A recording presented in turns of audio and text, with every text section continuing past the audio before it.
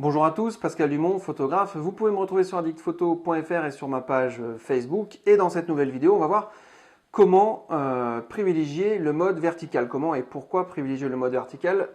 Donc il y a déjà certaines pistes qui peuvent nous donner cette idée de shooter au format vertical en fonction de ce que vous avez devant vous. Alors première chose, le format vertical, ce qu'il faut savoir, c'est qu'il nous permet de mettre en avant plusieurs plans en même temps. Premier plan, deuxième plan, troisième plan. Et ça, c'est super intéressant. Donc, on va l'utiliser notamment pour la photo de paysage. La photo de paysage, pour mettre en avant certains éléments du décor. Par exemple, ici, la photo qui passe, j'ai shooté cette petite chapelle. J'ai voulu mettre en avant le ciel. C'était vraiment un élément que je voulais mettre en avant parce qu'il donnait cet aspect un peu dramatique. Si j'avais shooté à l'horizontale, on aurait eu une autre sensation au niveau de l'image. Et là, je voulais vraiment que le ciel prenne de la place et une place importante. Donc ça peut être très intéressant, ça donne un peu un truc dramatique à la photo.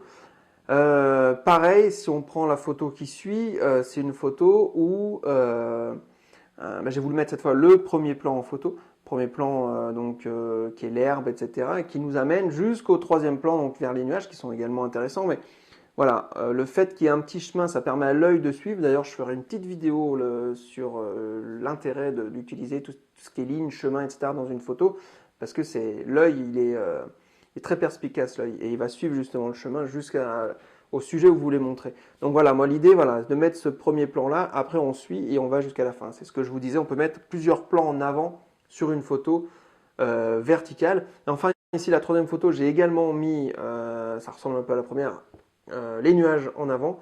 C'est vrai que des fois il y a des ciels qui sont vraiment sympas au niveau nuages et qui donnent vraiment cette impression-là. Donc n'hésitez pas, on peut également varier au niveau, vous pouvez monter sur un escabeau, sur une chaise, sur un mur, etc. Tenter des cadrages verticaux, c'est très très intéressant en paysage pour mettre en avant certains éléments du décor. C'est pareil quand vous avez des sols craquelés ou alors des rochers au premier plan, etc. Ça peut être très intéressant de shooter en vertical.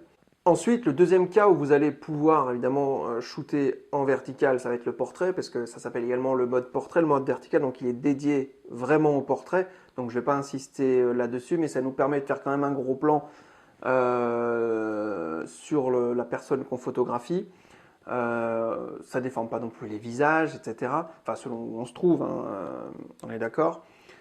On peut varier également les hauteurs quand on peut, pareil, ce que je vous disais pour le paysage, on peut photographier en plongée, en vertical quand on a un modèle qui nous regarde, etc. Voilà, le format vertical pour le portrait est quand même très très intéressant et idéal, on va dire. Mais je voulais surtout parler du format vertical pour intégrer les éléments du décor également.